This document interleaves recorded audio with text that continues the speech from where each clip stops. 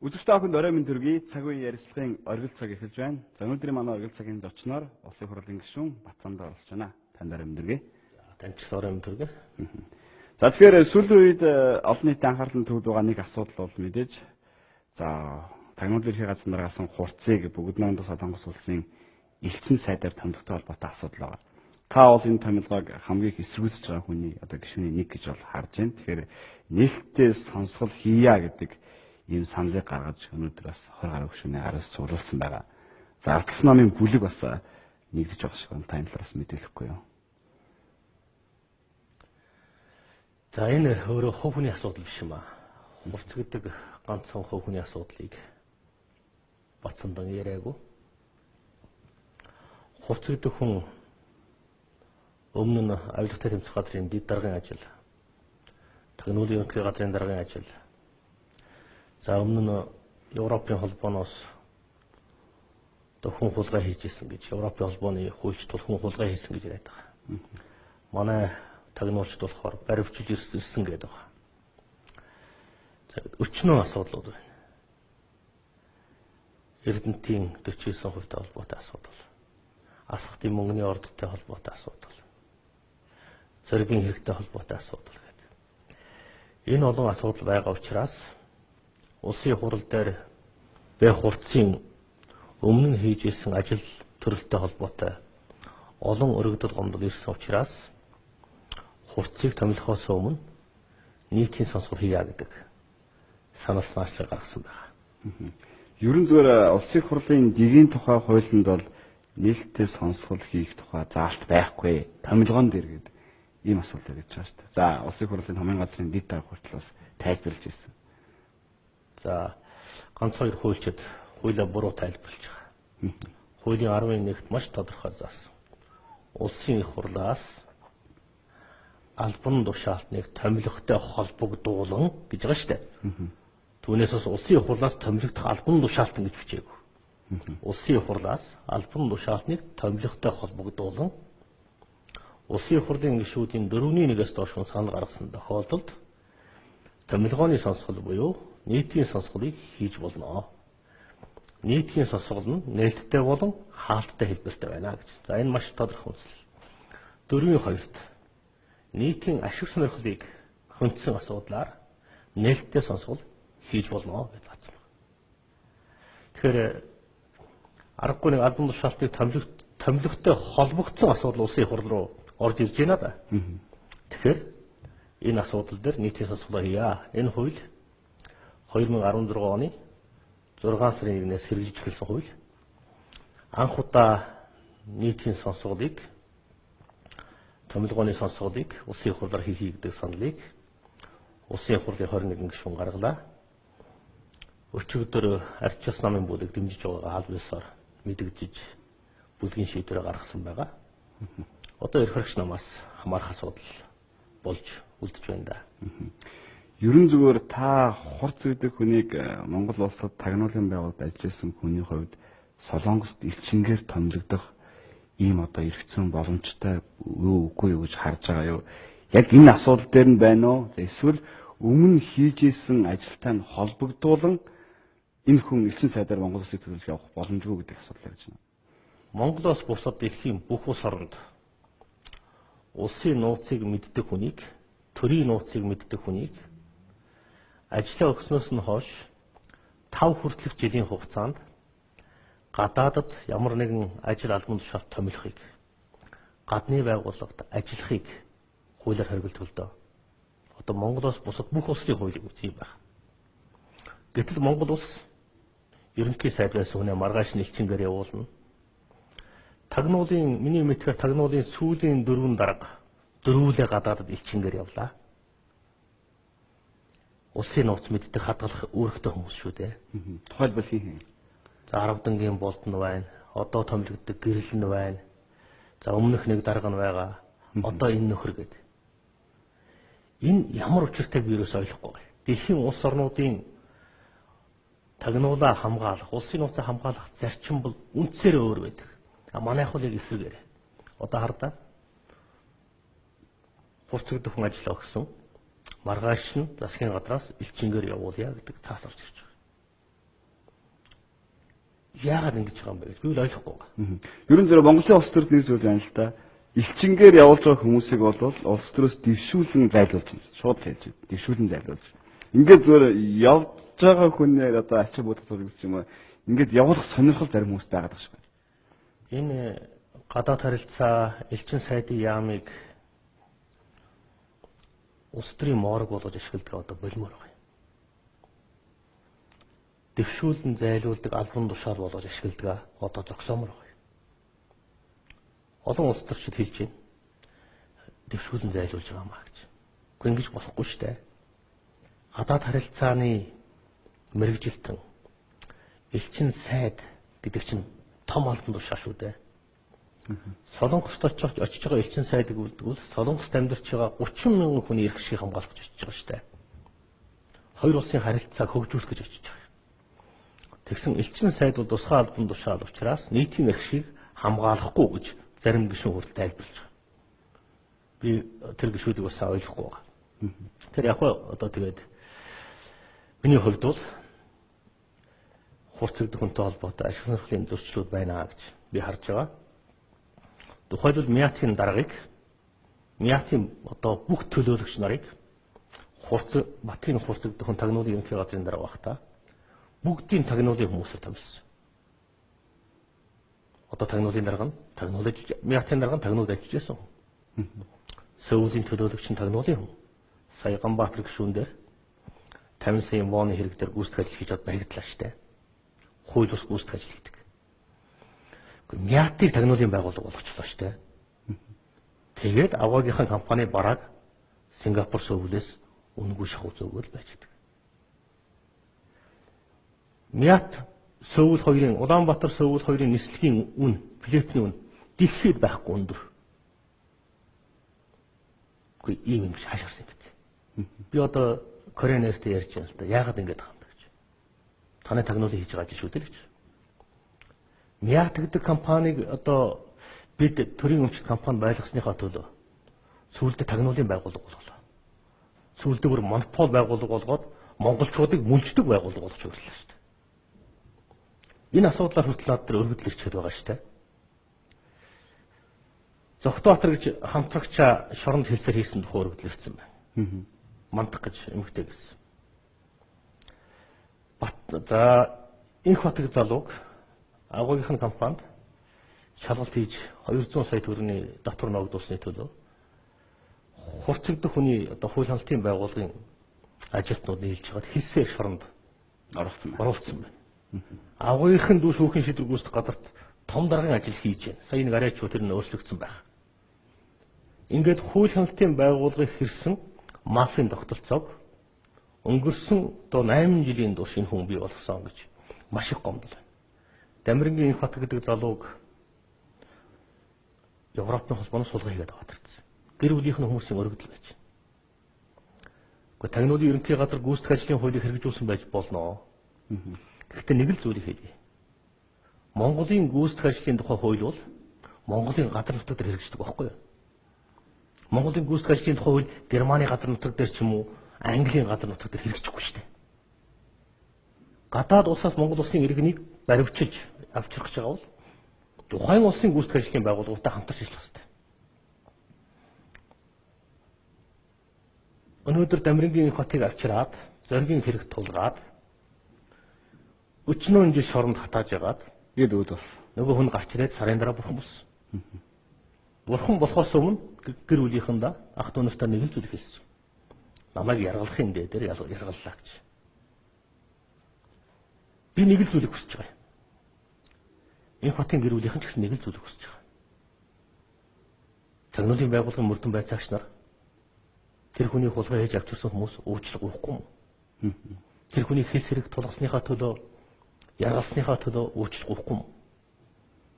Тэр хүний гэр бүл нөхөн төлбөр олгохгүй юм. Одоо утал Дамирынгийн инх хотын хэргийг нууцлсан байна. Төрийн нууцд оруулсан. Би одоо тагнуулын дарга засгийн газраас хүсэлтээ гаргаж байна. Энэ хэргийг төрийн нууцаас одоо гаргая. Ил болгоё. Зоригийн хэргийг нууцлсан. Хууль бус юм хийгээл дараад нь төрийн нууцад авчихдаг. Өчнөө хүний амь амьдрал эрх хэрэгчлөөр зөрчигдөж хэлмэгддэг. Тэгээ төрийн нууц нэрээр хэлмэгдүүлэлт хийдэг. Хэлмэгдүүлэлтээ төрийн нууцанд авсан нэрээр нуудаг, хаадаг ийм л тогтолцоо бий болсон. Энийг задлахын тулд Монгол төр басны хүлтэй юм аа. Монгол хүний эрх хэрэгчлээ үнэтэй юм аа. Төрийн нэг албан тушаалтан монголчуудыг дураараа дарамталдаг, айлгадаг, эмээлгдэг байж болохгүй. Энэ дарангуйлын тогтолцоог сөрж би тэмцэл хийж байгаа маа. Түүнээс бас хурцгдах хөвгөнтэй би тэмцэл хийгээгүй. Хурцгдгүүл энэ бузар булаа тогтолцооны өчүүхэн хэсэг нь багхгүй юу? Эрх шургана. Тэр эрх шургын татна. Тэнгүүт дараагийн эрх шурган гарч ирнэ үстэй. Тэнгүүт тэрийг бас татна. Ингэж татчихээж бүх бузар булаа зүйлийг ил болгож ийж энэ нийгмийг цэвэрлэх ёстой юм байна. Би үүний төлөө л явж байгаа. Та 21 гишүүний гарын үсгийг цуглуулахад хэр хүндрэлтэй байсан бэ? Зарим гишүүд хүмүүс харж байна л та. Үнэхээр одоо хурц гишүүдийн ноог мэддэг учраас гарын үс авахгүй. Ингэсэд нэг элчингээр төмдөд явуулчих гэдэг ч юм уу. Тийм сонирхол байсан юм. Маш олон гишүүн нуугаад явах айдастай байсан. Одоо ч айдастай байна. Бацсан дам нь би гарын үсгийг ингэж жаахан зурчээдэх үү. Зарим нь би гарын үсгээ зүгээр дарамлдаад бичгээд хөө. Юу гэсэн үг? Гишүүд нь хүртэл юм айдастай. Зүгээр л хурц гэдэг хүнээс улс төрчид энэ аж ахуй нэгж бизнес эрхлэгчид яагаад айдаг вэ гэж ноог нь цуглуулдаг. Гэхдээ малчин хүн ч гэсэн малаа зараад орлогын албан дотроо төлөөгүй байвал тэр хүнийг буруутгах бас болно шүү дээ. Гэхдээ эрхцүүд төр гэдэг бол олон зүйл дээр нүдэн анж авдаг. Хуулийн зохицуултаас гадна зөндөө юм байна. Тагнуулын байгууллага бүх хүний ноог цуглуулад тагнуулын байгууллагын дарга нь хувийн архивтай бүх ноог нь хав дарч хагаад тэгээд хүнтэй муутахаараа хувийн архиваас гаргаж ирж айлгадаг, эмээлгдэг байж болохгүй л дээ. Би Батын хурцгдах хүнээс тэр тагнуулын дарга асан элчин сайд болох гээд байгаа хүнээс нэг л зүйлийг хүсэж байгаа. Бизнес эрхлэгчдийг, улс төрчдийг айлгадаг, хувийн архивтай байгаа нуусан хаасан бүх материалаа, гэмтэргийн шинжтэй материалуудаа прокурор руу шилжүүлэх. Хууль шүүхийн байгууллага. Хууль шүүхийн байгууллага руу өг. Байгуул. Байхгүй гэдэг зарлаа. Сая ингэсэн байлаа шүү дээ. Би бол цаашаа ярих уу яах вэ гэдэг үг бол өнгөрсөн 7 хоногийн олон хүний ярьсан үг. Энэ үгийг би Бацамдан гэдэг хүнд зориулж хэлсэн маа гэдэг зүйлийг зэнзэргээ хэлсэн байсан. Тэгэд ярил та. Би харин яриулах гээд улам одоо Батын одоо хурцтай холбоотой бүх материалуудыг, өргөдөл гомдлуудын асуудлуудыг нийтийн сонсгол дээр ярих гээд би явж байна. Та энэ хэр их зүйл тоглуулж байна? Өргөдөл маш олноор ярьж байна. Ивэл нэг юм хийвэл тултал нь хийдэг хүн. Буцдаг хүн биш. Цензургүй яриагаар хоёр зүйл ярьж байна лээ надтай холбоотой. Нэгдүгээр улсын их хурл дотор 3 муу хүн байдаг тухай. Нэгдүгээр нэмдэж, хоёрдугаар Бацамдан, гуравдугаар болд. 3 ноото хүн байдаг. 76-аас 3-ыг гарч чинь 73 шудраг хүн байна. За 3 муу хүн л одоо Батын хурцын асуудыг яриад байгаа юм байна л да. За Батын хурцын яриагаар бол би их муу хүн юм байна. Ховын өш онцонгийн сэдэлтээр нийтийн сонсголыг зохион байгуулж байгаа хэрэг болж таарч байна уу да. Нийтийн сонсгол гэдэг ойлголт Америкийн нэгдсэн улсад хөгжөөд 200 жил болж байна. Англи 150 жил болж байна. Монголд одоо институцийн хувьд одоо хөгжиж эхэлж байна. Хурцгдах хүн өөрөө бусдаас өс сонзон авдаг байж магадгүй. Намайг тэгж бодож байгаа. Намайг гүтгэж байгаа хэрэг гэж би харж байгаа. Бацамдангийн зарим 1-2 ах хавилгатай тэмцэх гадар шалгагдчихсан учраас Бацамдан ингэж байна гэж тэр хүн ярьж байгаа. Би тэр юмыг маш шалгууллаа. Ямар учиртай. Танаа хоёр ахыг өвлөнцөг газар шалгалж байсан гэдэг энэ зүйлийг ярьсан байсан. Ер нь шалгаад яг ноо илэрсэн юм уу? Юу болсон? Яг шалгасан юм уу? Тэгвэл та намайг мэдэндээ найз нөхдөж байх дүүч бай. Тэр асуудал байвал шууд ажлаас нь шууд гаргадаг. Та бол төрсөөхөө нэг удаа би бичиг явуулаа ажлаас гаргаж ирснийг та мэдчихэж байгаа бох тийм ээ. Булгаар руу Бацамдангийн нэг ах нь хууль усаар шахуу мөнгө шилжүүлсэн юм гэж хурц сая цензур яриагаар ярих шиг болно лээ. Би сая тэр бичин мичгийн олоод авлаа. Ганц сүхийг сайд байхад. Зам тээврийн яамны сайдаар ганц сүх ажиллаж байхад. Төрийн нарийнаар нь Батсая гэдэг хүнийг ажиллаж байхад тэр гэрээ контракт хийгдэж явсан юм билээ. Гүйцэтгэсэн хүн жаргал гэж хүн байдаг юм байна. Харин бүр хурцын найз жаргал гэж хүн байдаг юм байна. Тулгаач биш.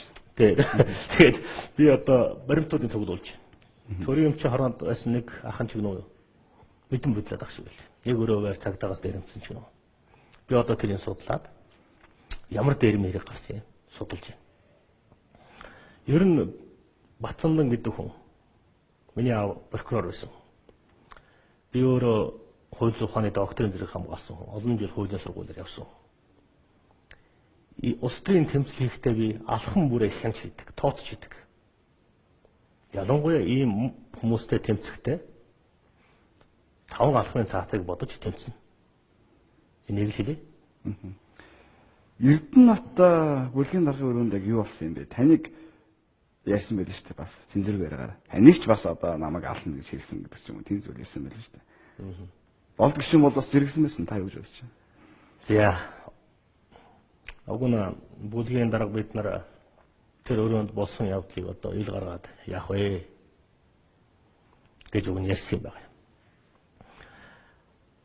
Харамсалтай нь худлаа юм. Батын хурц гэдэг хүн цензургүй яриагаар орохдоо гүтгэлэг тараасан. Батсандан ална гэж эхлээд хэлсэн. Тэгэнгүүт нь би алнаа гэж хэлсэн гэж. Дараад нь энэ гүтгэлгийг баталгаажуулахын тулд манай бүлгийн дарга Эрдэнэбат бас яг нийтдээ адилхан юм ярьсан. Гартайсан. Тэгэхээр тэр хоёр хүн эхлээд асуудлыг ингэж худал хуурмаар гаргаж тавьж байгаа учраас болдгишүүн битэр үннийг ярья гэж битэр яриад болдгишүүн маань сонинд ярилцлага өгсөн байна. Би өнөөдөр хэвлэлд болсон ярилцлага өглөө. Батын хурцыг 2020 онд арчилсан бас нэр дэвшүүлнэ. Та хоёр хурц дэвлэрчээ гэдэг асуудлыг бол хэлсэн. Эрдэнэбат оруулж ирсэн. Тэр өрөөнд ороход хурц гэдэг хүн Эрдэнэбатаас уучихсан. Болтыг нөгөө нэг солонгосын бичгээр айлгахчихсан сууж юм. Энд дуудсан юм тийм.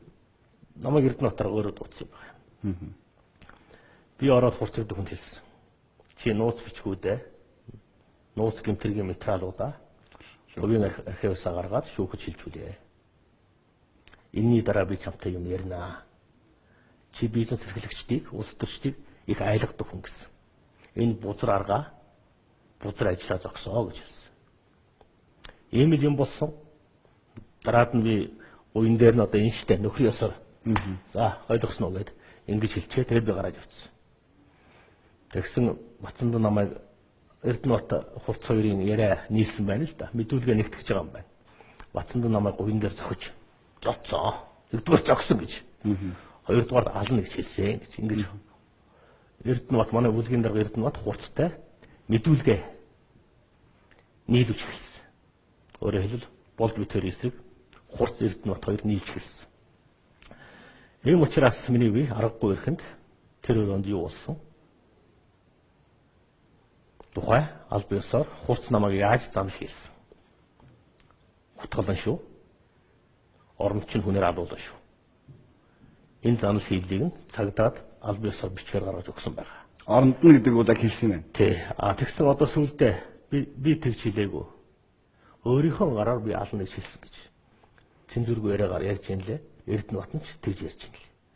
Өөрөөр хэлбэл тэнд болсон яриаг гуйлах гэж, үннийг муших гэж манай бүлгийн дарга Эрдэнэбат хурц хоёр оролдож байгаа учраас би үннийг хэлж байгаамаа.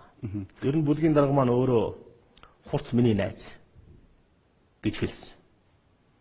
Тэгэхээр хурцын найз байх уу?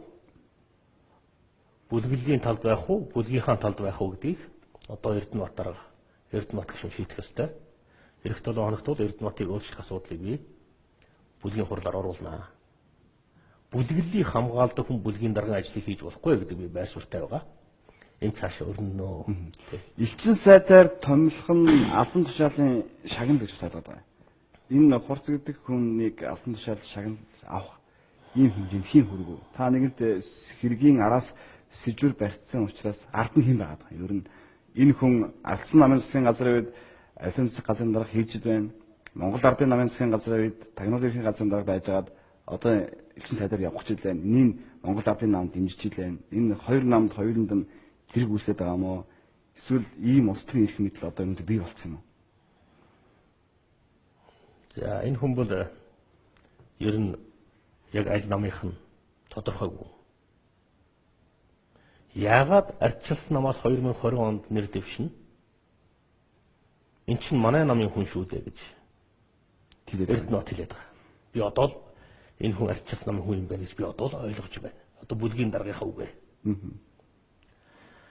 Ардын намын олон гишүүн энэ хүн чинь ардын намыг өнгөрсөн жилийн одоо их хурлын сонгуулиар ялуулахад их чухал үүрэг гүйцэтгсэн манай намын хүн шүү дээ гэж ярихыг бас сонсч ирсэн. Зүгээр нэг л юмыг би баттай мэднэ. Өөрийнх нь ярианаас ч гэсэн би харсан. Элбэгдэрж өгдөг хүнтэй маш ойрхон. Элбэгдэржийн гар хөл. Элбэгдэржтэй сөүлийн онгоцон таарад маргааш нь авилгатай тэмцэх газрын дэд дарга болчихсон юм л хүн. Ер нь хурц гэдэг хүн ингэж хэлсэн юм уу? Би тагнуулын байгууллага бол одоо улс төрчдийг томилдог болно. Бид томилдог болно. Гэдэг ийм асуудлаас нэгэнд явж штэ. Та энийг бас хөөж үзнэ. Зогтбаатар гэж Тагнуулын ерөнхий газрын сөрөг Тагнуулын газрын дарга байсан. Тэр хүний өргөдөл гомдол дээр энэ үг байдаг. Олон жилийн өмнө Тагнуулын ерөнхий газрын даргаар очихдоо Тагнуулын ерөнхий газрын ажилтнуудын өмнө удахгүй улс төрчид биднийг гуйдаг болно. Бид улс төрчдийг томилдог болно. Бид улс төрийг удирддаг болно. Өөрөөр хэлбэл Тагнуул нь гүйцэтгэх ажил нь улс төрийг удирддаг болно гэж хэлсэн байдаг. Дараа нь Тагнуулын байгууллага дотор хагарал гарсан. Зарим нөхдөө энэ хүн хэлсээр шоронд явуулсан. Тэр хүмүүс нь шоронгоос захидлагдсан. Энэ хүн чинь ингэж ажиллаад байна шүү гэж. Энэ бол одоо 1990-ад онд Оросдо Тагнуулын байгууллага нь социализм үед КГБ гэж Тагнуулын байгууллага нь улс төрчдийг барьж нөлөөлж улс төрчдийн ямар нэгэн ноог цуглуулах замаар улс төрийг атганд оруулдаг байсан. Тэр хуучны арга одоо коммунист хэм маягийн арга барилыг Монголд нэвтрүүлэх гэж оролдсон хүн юм уу да гэж би харж байгаа. Мэдээж энэ одоо системийн эрх шорго болсон ганц хүнээс суулж Монголын улс төр бүхэлдээ гүйцэтгэх ажлын хяналтанд орно гэж байхгүй. Гэхдээ л Монголын улс төрчдийн олонхыг энэ хүн айлгаж чадж байгаа. Байнгын хорооны хурлыг харсан биз? Их хурлын чуулганы харж байгаа биз? Ийм л байгаа. Гэхдээ энийг таслан зогсоо. Таслан зогсохгүй юм шиг байна шүү дээ. Одоо ингээд олонхороо дэмжээл хурц гэдэг хүн бүгд намд Солонгос улсад элчин сайдаар явлаа. Ингээд асуудал Монголын ард түмэн мартна. А цаашдаа ийм систем үргэлжлээд байх юм уу? Хурц гэдэг хүн элчин сайдаар явах уу юу гэдгийг нийтийн сонсголоор орж ээж дүгнэлт гараад томилдог албан тушаалтан болон хууль хамтын байгууллагад бид тодорхой материалуудыг шилжүүлнэ. Монгол төрийг хурцын үгэнд байгаа шүү. Чиний төр гэж юу юм бэ гэж над руу зал хэлж байгаа. Чиний төр гэж юу байдаг? Гэхдээ би муу хүн байж болно. Монголын төр өчүүхэн сулдраа байж болно. Гэхдээ улсын хурлын гишүүний хувьд нэг генералаар чиний төр юу юм бэ гэж бивэл доромжлуулж чадахгүй. Энэ хүн Монголыг төргүй болсон гэж үздэг юм байна. Төрийн байгууллага албан тушаалтнуудыг хинч биш гэж энэ хүн үздэг юм байна. Монголчин төрийн агуу их уламжлалтай ард түмэн шүү дээ. Монголын ард түмэн төрийн минь сүлөшөө гэж залбирдаг ард түмэн шүү дээ. Дээрээс нь улсын хурл парламентын ордон гэдэг бол улсын хурлын гишүүдийн ажлын байр юм шүү дээ. Ажлын байранд нь орж ирээд төрийн ордон дотор орж ирээд алан тална гэж ярьж байгаа. Оронд чинь хордуулна гэж ярьж байгаа хүнийг элчин сайдар явуулбал томил бол энийг үл маш том нүгэл гэж би ойлгож байгаа. Ийм юм арай болохгүй байх гэж би бодож байгаа. Монгол улсын ерөнхийлөгч засгийн газар энэ шийдвэрүүд эргэн харах байхаа. За би сүүлдээ бүр нэг аргаа ороод нэг зүйлийг хэлж байгаа. Гэхдээ энэ хүнийг бүр элчин сайд болгомоор байгаа бол Солонгос руу өчтөр Англи руу явуул л та. Энэ хүн чинь Европ руу гарах их одоо байгаа мó та судалж үзсэн үү? Өөрөө бол байгаа гэдэг. Надад ирсэн бичиг баримт мэдээлэлээр бол Байхгүй. хэрэг нь нээлттэй байгаа байхгүй юу? Тэндээс хүн хулгай байсан. Английн шоронд Англи Германы шоронд 10 хэдэн сар байсан. Үнэхээр одоо бас чи Европыг судалсан шүү дээ. Хүн хулгай яаж хийдэг, хулгай хийдэг мэддэг шоронд нь байсан. Элчин сайдар явуулах гэдэг бол тэр Европ руу явуул. Одоо баярыг татцсан байгаа шүү дээ. Баярын оронд явуулж байгаа. Солонгос руу бүр болохгүй. Яагаад тэгэхээр Кореанер Мятын одоо бүх холбоосыг наад хүн чинь гартаа барьчихсан. Нийтдээ авчаа. Мятын төлөөлөгч нь бүх тагнуулын хүмүүсийг томилчихсан. Сонирхлын зөрчилтэй. Мятын онгоцоор хувийнхаа компани бараг зөөдөг. Бүрийн сонирхлын ашиг сонирхлын зөрчилтэй. Бүр Солонгос руу бүр болохгүй.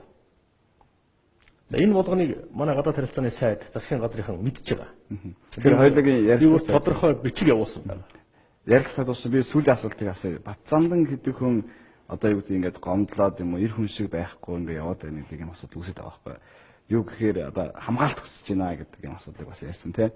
Эрдэнэт арга хүртэл хэлсэн эр хүний хооронд бас ярьдаг юм байдаг л ах гэж хэлсэн. Та нэг үгж бодож байгаа. Та хамгаалт авсан уу өнөөдөр? Би олон сайхан институттэй нөхөрлөдөг. Гэхдээ би хэзээ ч нөхрөө ална гэж хэлж үзээгүй. Оронд ч нь хордуулж чадна гэж би хэлж үзээгүй. Эр хүний нөхөрлөл гэдэг бол тусдаа асуудал. Би улсын хурлын гишүүн. Улсын хурлын гишүүн бол эрэгтэй ч хүн байж болно, эмэгтэй ч хүн байж болно. Би 3 сая иргэнийг төлөөлж байгаа улсын хурлын гишүүн. Бацамдан дарамтлах, бацамдан алхуул нэг асуудал. Улсын хурлын гишүүнийг алхуул өөр асуудал. Ард түмнээс сонгогдсон улсын хурлын гишүүдийг ална гэж байгаа бол энэ өөр асуудал. Монгол төрийг ална л гэсэнтэй адилхан. Би намайг яахт бол би гомдохгүй. Намайг нухаж болно, алж болно. Монгол төрийг алах гэж байгаа бол би тэмцэнэ. Монголын ард түмнийг айлах гэж байгаа бол би тэмцэнэ. Таны хамгаалт хүссэн албан бичигт улсын хурлаас хариу өгсөн үү? Хамгаалалт гаргасан гэж тагнуулын ерөнхий газрын дараа гэрэлт над руу өөрөө ярьсан. Хариуцлагыг өөрийнхөө одоо ажил үргээр бүрэн хариуцнаа. Та тайван байж болно. Хамгаалт гарсан байгаа. Ямар хамгаалт гарсан гэдэг нь хувийн одоо ойрын болон алсын хамгаалт гэдэг олон төрөл байдаг юм байна. Тэр нь бол нууц асуудал шүү гэж ингэж хэлсэн байна. За баярлалаа. Тэгэхээр бас оргил цагт хүрэлцээ гэж цаг үеийн асуудлаар манайс хүрэлцээж мэдээлэл өгсөн танд баярлалаа. За танд ч гэсэн баярлалаа. Тэгээд ажлын өндөр амжилтыг хүсэн өрөөё. Үзэгчдээ цаг үеийн ярилцлагын оргил цаг энэ хүрээд өндөрлж байна. За бид өнөөдрийнхөө оргил цагаар улсын хурлын гишүүн Бацамдантай ярилцлаа.